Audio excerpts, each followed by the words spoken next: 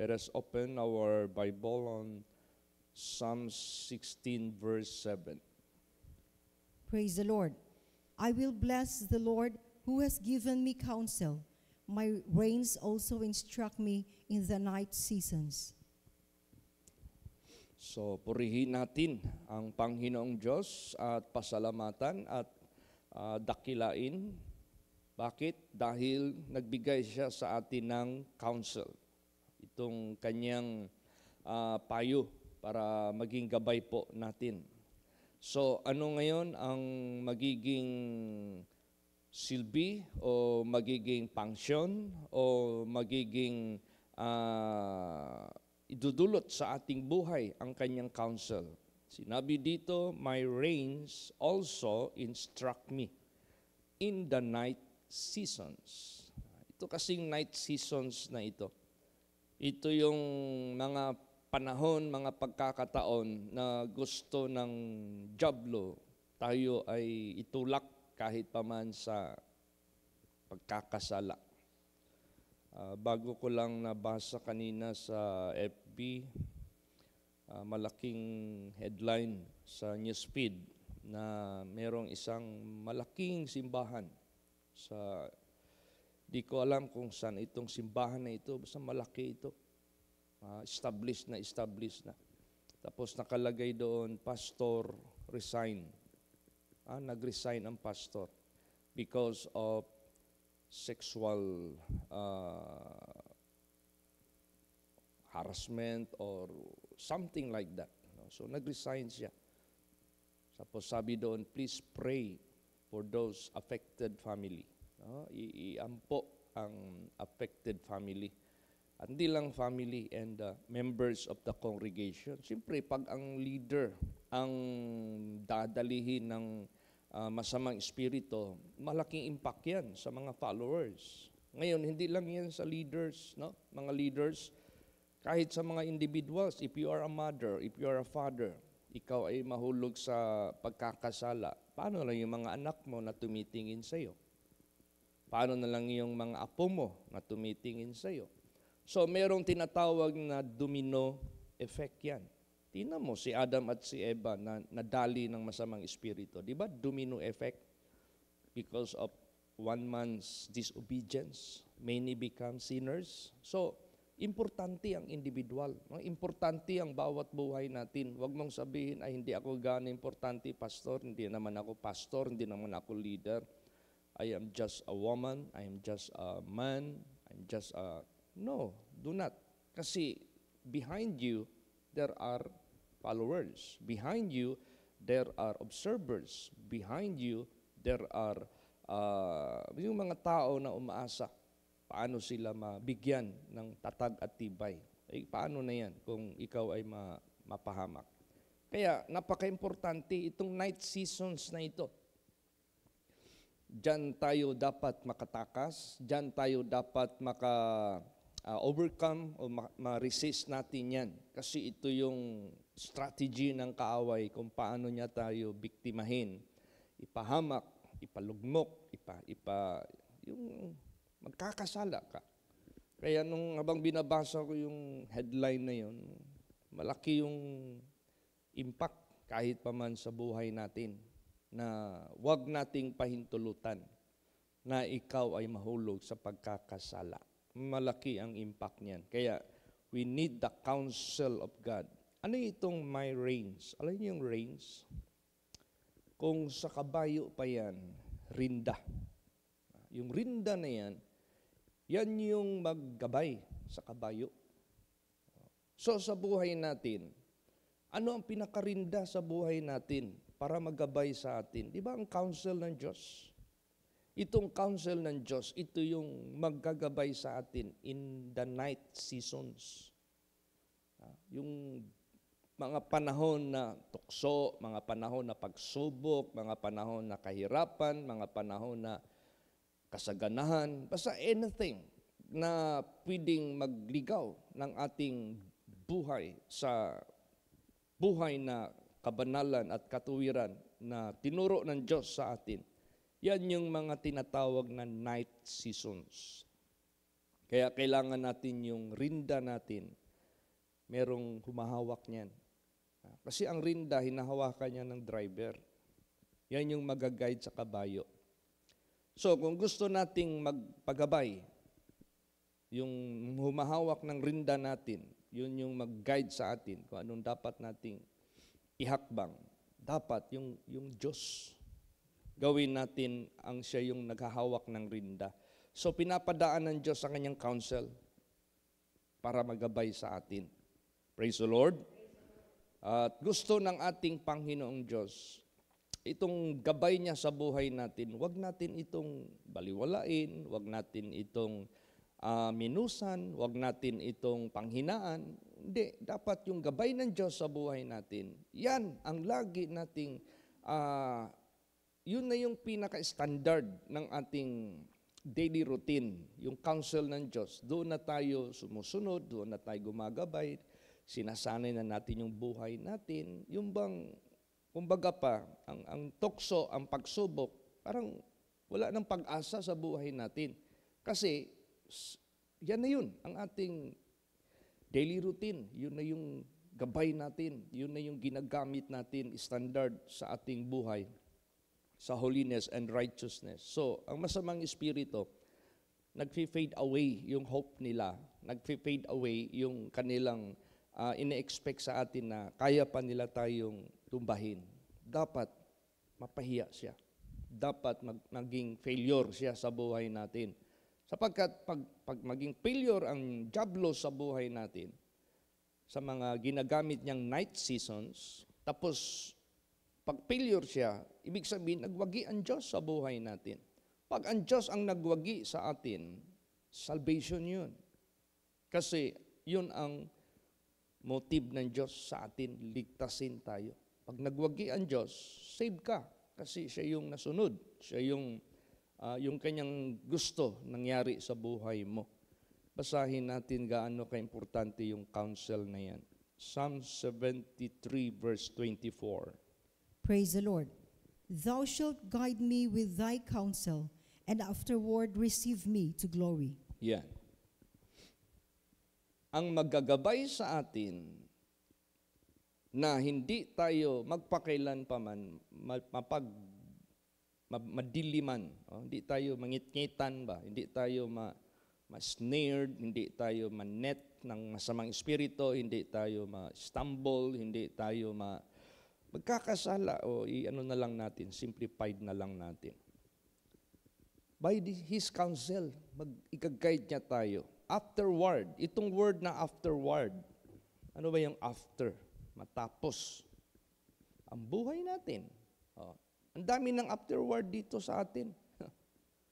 Wala na si Sister Pilar Abian. Wala na Sister Binay Castillo. Wala na si Sister Baby Mandagyo. Sister Peli, minsan may magtanong sa akin, kumusta naman Sister Peli? Mayo gyapon mo hilot. Matagal ng ano. Dami na. Afterward yun. Praise the Lord. Ang importante, afterward, receive me to glory. Matapos man yung buhay natin sa sanglibutang ito, dahil sa counsel na yan na nag-preserve sa iyo, dahil sa counsel na yan na nag-sustain sa iyo, dahil sa counsel na yan na naging wisdom mo, naging understanding mo, naging liwanag sa buhay mo, afterward, matapos ka sa sanglibutang ito, tatanggapin ka sa kanyang kaluwalhatian. Yan ang ihatid sa atin ng counsel na yan. Praise the Lord. O, di ba? Napaka-vital, napaka-importante yan. Hindi yan small thing sa buhay natin.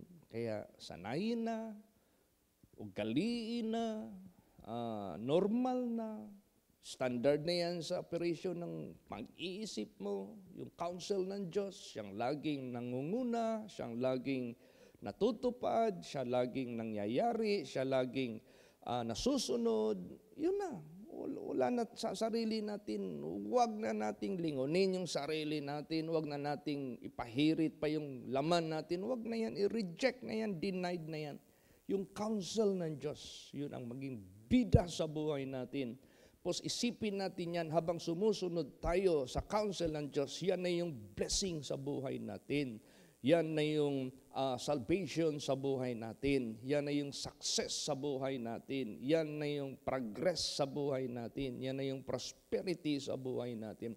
Sabihin mo na lahat ang mga pangako na mabubuti ng Diyos sa lahat ng mga tao. Pag sumunod sa kanyang counsel, ibubuhos yan ng Diyos. O, di ba? Tapos, meron pang sa kabilang bagay, pag gagawa ka ng kasalanan, isipin mo lagi, kapahamakan mo yan. Pag gagawa ka ng kasalanan, isipin mo, kalaglagan mo yan. That is your downfall. So lahat ng mga negatibo na mga bagay na madidescribe mo, pag gagawa ka ng kasalanan, dapat ma-project yan sa isip mo. Para allergy ka na, takot ka na, malayo ka na, hindi ka na nainganyo magpakailan paman. Basahin natin, if God will receive you to glory, what is the reality na nangyari sa iyo? Sige, Psalms 49:15. Praise the Lord. But God will redeem my soul from the power of the grave, for He shall receive me. Pag ikaw ay i-receive sa glory ng ating Panginoong Diyos, ang ibig sabihin niyan, yung kaluluwa mo na-redeem from the power of the grave. Ano pala yung? Meron bang grave dito sa mundo na in-offer ng St. Peter? Ano pa yung mga, yung naglibing dito nung dati, servisyohan natin dyan kina John Traso? Meron ng kompetensya ang dami ng kompetensya ang St. Peter. So, wala silang in-offer na may pinirmahan ka doon na plan or service or whatever. Na pili ka dyan, dalawa yan. Meron kaming kabaong, serbisyo para ilibing. Tapos meron din kaming memorial. Pili ka sa physical body ng loved ones mo o sa iyo. Or meron din kaming special, libingan ng kaluluwa mo. Kung sakaling mamatay ka, meron kang paglalagyan na air condition. Wala. Ang libingan ng kaluluwa, impyerno na yan. Imagine that, iligtas ka dyan ng Diyos. Is that a small thing? Is that a small deal? No. That is so much, napakalaki ng impact na yan sa kaluluwa mo. Imagine that. Pag sinabing, receive me to glory, big sabihin yan, nire-redeem ka ng Diyos from the power of the grave of your soul. For He shall receive me. Paano ka tatanggapin ng Diyos? How? Paano dinescribe ni Jesus na tatanggap siya sa atin? How He described it? Basahin natin para malinaw. Pag sinabing, He shall receive me unto Himself, malinaw, basahin natin. John 14, verse 3. Praise the Lord. And if I go and prepare a place for you, I will come again and receive you unto myself, that where I am, there ye may be also. Yan. Alam mo, sinasabi yan ni Lord Jesus Christ while He was still living. Buhay pa siya. Sinasabi niya yan, buhay pa siya. That is future na sinasabi niya sa mga disciples. Pero kahit sinabi niya yan, pareho din, sinabi niya na rin na it is written, it's behoved to Christ to suffer and to be killed, and the third day, He will rise again. Pag sinabing rise again, after 40 days, He ascended up into heaven, yan na yung sinabi niya, I will go and prepare a place for you. If I go and prepare a place for you, that is already done. Ginawa na yan ni Jesus. Pumunta na siya doon. Bumalik na siya doon. Nag-prepare na siya ng lugar sa iyo. I will come again. Yan ang ating pinaka-hinihintay. That is the most awaited moment of those who are ready, of those who are holy, of those who are faithful, of those who are righteous. That is the most awaited. Yung sinabi ni Jesus, I will come again and receive you unto myself. Tatanggapin ko kayo dito sa sarili ko. That where I am, there ye may be also. Yan. Receive me to glory.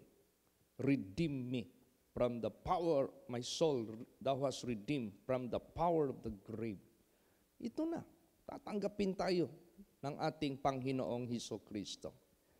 Paano yan? Anong senaryo? If you are living at that time, He will change you in a twinkling of an eye. From physical to spiritual body, from corruptible to incorruptible body. Then you will go up to meet Him in the air, and He will accept you unto Himself, and you will be with Him forever and ever. You are judged already, being saved. Paano yung kapatay na ako, pastor? That's not a problem. That is not an issue. When in fact, you will be the first one to be taken. Yung mga buhay, susunod sila. And they that are in the grave, who died in Christ Jesus, shall rise first. Praise the Lord. Sila. So kaya, walang problema. Pag ikaw ay lumakad sa counsel ng ating Panginoon Diyos, ay sigurado yan. 100% yan. Afterward, sinabi dyan, He will receive you unto His glory. So, anong importante ngayon sa atin? Labor lang tayo ng labor. Trabaho lang tayo ng trabaho. Ano ba yung trabaho? Gawa lang tayo ng gawa sa kanyang counsel. Gawa lang tayo ng gawa sa kanyang payo. Gawa lang tayo ng gawa. Huwag tayo maghimagot.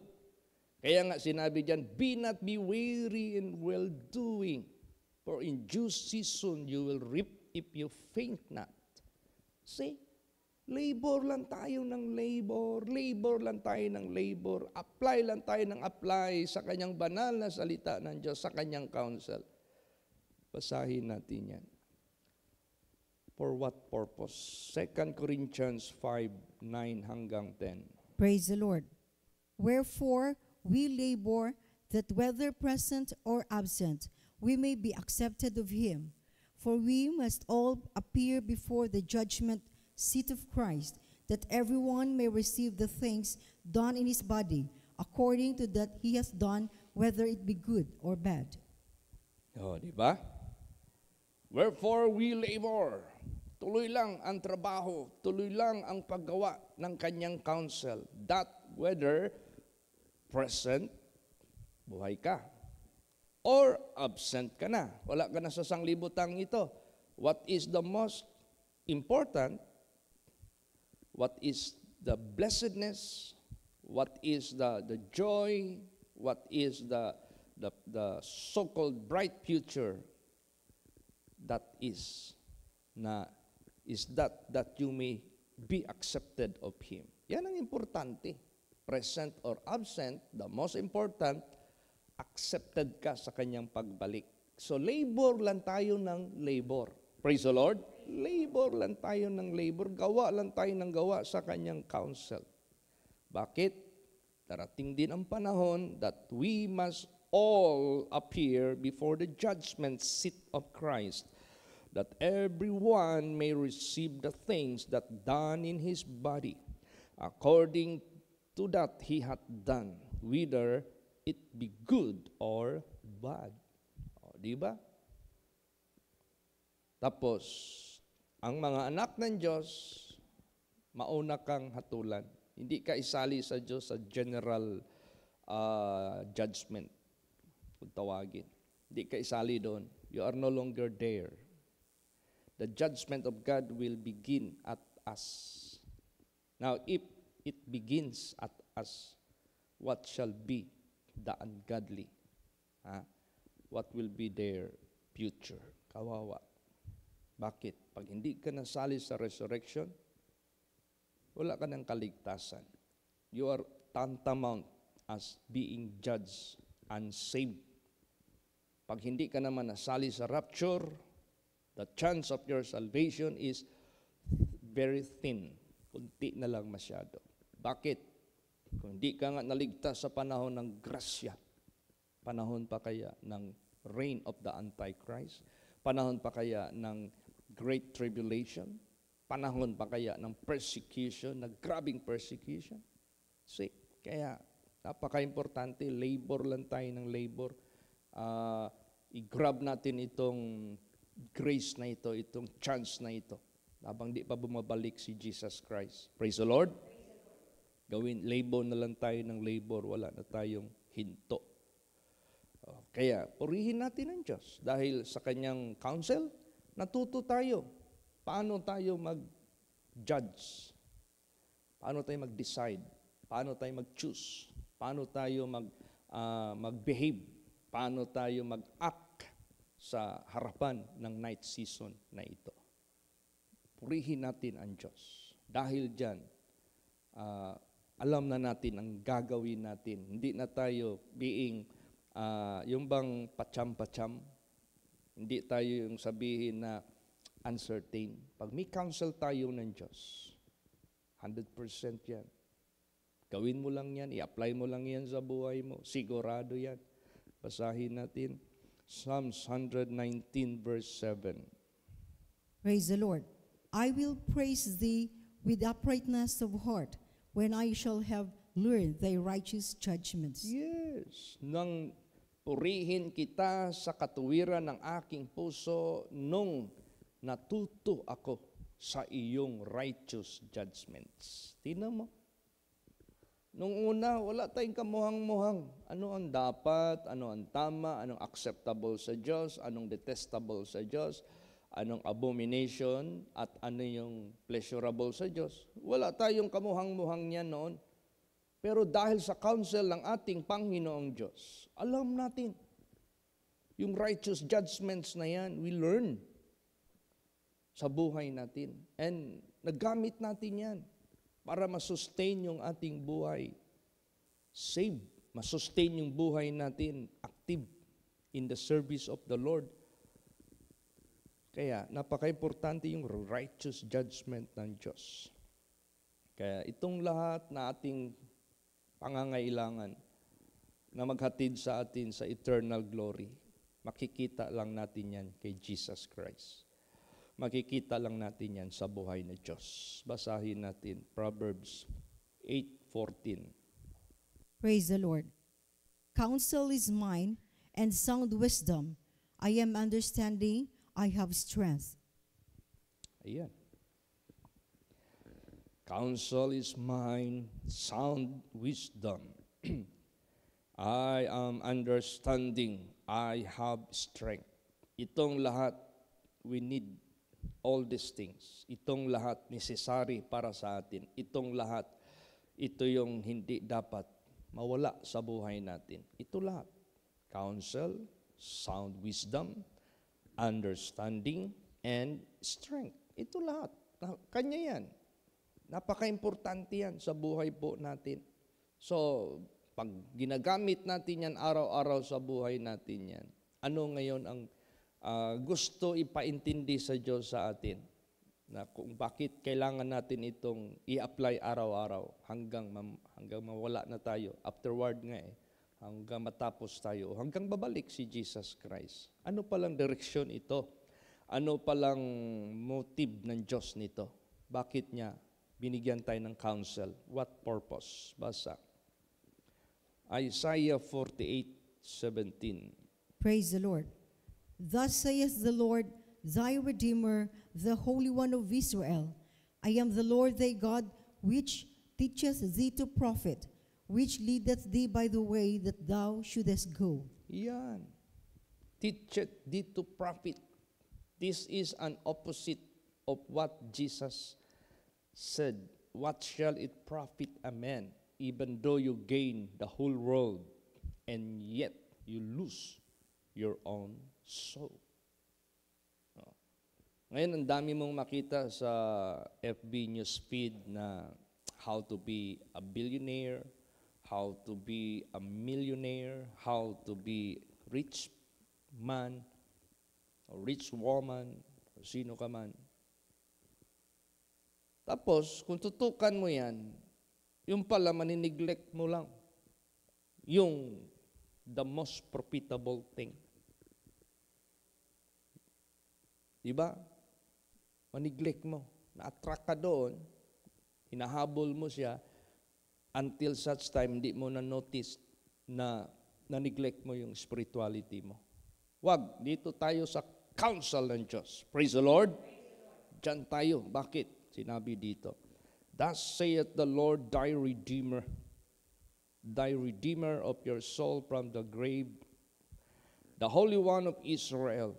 I am the Lord thy God, which teacheth thee to profit, which leadeth thee by the way that thou shouldest go. See, grabe naman ang Panginoong Diyos natin. Talagang ida-direct tayo ng Diyos. Yung inawit natin kanina, He leadeth me by His own hand. Siya yung mag-guide sa atin sa things to profit. Ano yung profit na yan? Godliness is profitable unto all things, having promised the life that now is, and the life that which is to come. Who can give you assurance of your future here on earth? Who can give you assurance of your spiritual assurance of eternal salvation? Only God. Oh, nandyan, kumpleto sa Kanya. Profit lahat, walang lugi. Praise the Lord. Kaya napaka-importante yung counsel ng Diyos. Yun talaga ang ating i-apply sa buhay po natin. Alam mo, ang Diyos, sinusuri niya yung ano natin yung gumagabay sa atin, kung ano bang gumagabay sa atin sa oras na ito. Ginagabayan ka ba ng dyablo o ginagabayan ka ng banal na spirito? Ginagabayan ka ba ng counsel na ungodly o ginagabayan ka ba ng counsel ng Diyos? Basahin natin. Jeremiah 17, verse 10. Praise the Lord. I, the Lord, search the heart. I try the reins, even to give every man according to his ways and according to the fruit of his doings. Yes. Alam ng Diyos yan. Anong nasa puso natin? Kung ano yung nasa puso natin, yan din yung reins, kung tawagin. Yan din yung rinda. Yan din yung gumagabay sa atin. Tapos, binibigay ng Diyos according sa ating mga pamamaraan o daan, according sa bunga ng ating mga gawa. Kaya sa buhay natin, kung meron man tayong rinda, counsel ng Diyos. Pag-counsel ng Diyos ang nasa isip, nasa puso natin, ginagawa mo ang Diyos na piloto sa eroplano mo. Kung eroplanong pag-usapan, ginagawa mo siyang driver sa kabayo. Siya yung gumagabay sa atin. Kaya, to God be the glory. Pasalamat tayo sa ating Panginoong Diyos na see to it na sa counsel na ito, magawa mo na hindi ka magkakasala. Kumbaga pa, you apply it successfully, properly, timely, correctly. Last verse, basahin natin. Psalm 17, verse 3. Praise the Lord. Thou hast proved mine heart. Thou hast visited me in the night. Thou hast tried me, and shalt find nothing. I am purpose that my mouth shall not transgress. Ayan. See? Sinubukan mo ang aking puso. Now, if that is a gold, how do you test gold? Minsan, malaala ko nung sidewalk vendor pa ako, dyan sa San Pedro Street, Davao City. Maraming mga maranaws o maranawan na mga negosyante dyan, yung mga Muslim na negosyante. Meron yan silang maliit lang na mesa dyan na may mga coins, kung ano-ano pa dyan, pera dyan. Tapos nakalagay doon, we buy gold. We buy sinubong. Magaling sila mag-calculate ng Paano nila i-calculate yan? Unang-una, pagbigay mo sa singsing, kung singsing mayan, kuha agad sila ng bato. Ikis-kis yung singsing mo. Pag kis-kis doon sa bato na maitim, na makinis, mag-mark yung kulay ng iyong singsing. Bubuhusan niya ng asido. Lagyan niya ng ashes ng kanilang sigarilyo. Punasan niya ng punas. Pag the same color, the same ang pagkiskis, ganun pa rin, hindi nagbago. Urig yan. Tapos, yung kulay ng iyong ginto, alam nila ilang carats. 24, 22, 18, 16. Then, i-calculate nila yan. Ito ang presyo ng 18 carats. Itimbang natin ito. Noon, ang gamit nila noon, yung timbangan na ganon. 1 gramo, 1 palito ng pusporo, yun ang ginagamit nila. Paglagay ng singsing mo, pag 4 na palito, nag-balance siya, times 4 na yung presyo ng 18 karat.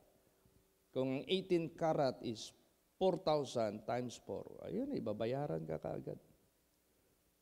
So tayo, sinusubok yung ating puso. How? Like acid. No? Parang acid yan. Matapang yan. Walang acid na hindi matapang. Sadya talagang pinatapang yan para yung mga impurities, yung mga fake, buburahin niya yan, totonawin niya yan. Kaya, bakit hititest tayo ng Diyos? To determine by Him, by God. Ang Diyos ba yung mag-determine ito? Pag sinabi, the Lord trieth my heart, hindi ba yung tao mag-try sa'yo na pwede mo siyang taguan, pwede mo siyang dramahin? Alam mo, daming taong malunong magdrama. Minsan marinig ko na lang dyan sa mga prisuhan. Pastor, kining mga rapist, kining mga holdupper, kining mga killer, nagipampatay ng mga inosente din, madakpan gaya na mo. Grabe kayo mo, akiloy, di ka buwa kong baso. Akala mo inosente. Yung pala, inosenting sanay. Ay, ang Diyos, hindi natin madrama yan. Hindi. Kaya, pag sinubukan yung puso natin, alam ng Diyos kung ikaw ay nagpakunwari. Kasi sa mga pagsubok sa buhay mo, magbago ka man. Kalimot ka man sa kanyang counsel. Pero pag sinubukan yung puso mo, as is, yung panindigan mo, hindi ka na nayayanig, hindi ka na nadadala, hindi ka na nabubuli ng masamang espiritu, nandoon naka-hook up yung isip mo, puso mo sa kanyang counsel. Yun, sinabi dito, thou hast probed mine heart, thou hast visited me in the night. Pag sinabing visited me in the night, in the time of temptation, in the time of test sa buhay mo, He observed you with all observance. Talagang nag-o-observe siya. Bumisita siya sa iyo. Thou hast tried me. Tapos na. Subok ka na. And shalt find nothing. Yan ang importante. Na wala siyang makita na something wrong. Wala siyang makita something hypocrisy. Wala siyang makita something that is not right. I am purpose that my mouth shall not transgress. Bakit binabasihan sa bibig natin? Out of the abundance of the heart, the mouth speaketh. Yan. So, yung tongue natin, hindi pwede na lalabas, dalawa, pait, at saka matamis. Walang fountain of water na matamis at the same time mapait. Hindi po. Kaya yung bibig natin, kailangan talaga natin yan i-tame, ubaga pa, sa salita ng Diyos, sa counsel ng Diyos, na kahit sa salita lang natin, wala siyang makita na mali. Amen? Praise the Lord. Walang transgression, kumbaga pa. Kaya I will bless the Lord who hath given me counsel. My reins also instruct me in the night seasons. Ganun, ka-effective ang kanyang counsel pag ito ang siyang pinasakay mo sa puso mo at siya yung maghawak sa rinda ng ating buhay. Amen? Praise the Lord. Magsitayo po ang lahat. And let us all pray. Hallelujah.